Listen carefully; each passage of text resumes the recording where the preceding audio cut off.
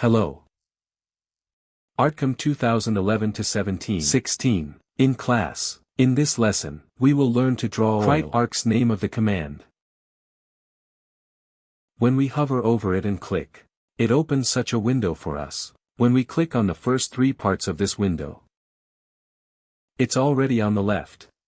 He shows us how to draw the oil. 1. The center point of the point we clicked is faded. So here, the second sun is the starting point of the point shown. At the point shown in the third figure, end means end point. It tells us that it is the final point. The beginning of this is this point, left-handed. We chose the first point on the left, the center point. The second point we chose becomes our start. And this is at the center point where we first clicked. We can draw any arc we want around the first trace point. I clicked on this first method. I drew an arc like this. In the second method, the first point I clicked is already explained here. The first point I clicked indicated that this point from the beginning of the broadcast was the start. The second point I clicked is a tip point of the arc. The third point I clicked also indicated the number 3 there.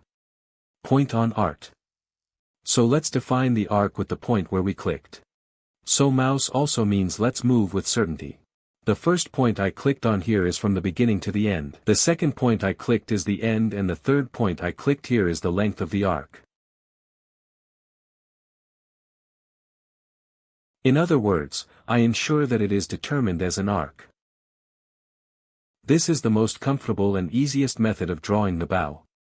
This is the most used when it comes to the point where we click on the third. As seen here, in the third space, the arc starts from the point where I clicked in the first place. The second point I clicked is called the tip point of the arc. But it automatically gives the height of the broadcast between the beginning and the end of the broadcast. Whichever direction I prefer. It automatically gives the height of the broadcast. So with 2 dots, I can draw the arc with the 2 points I have learned.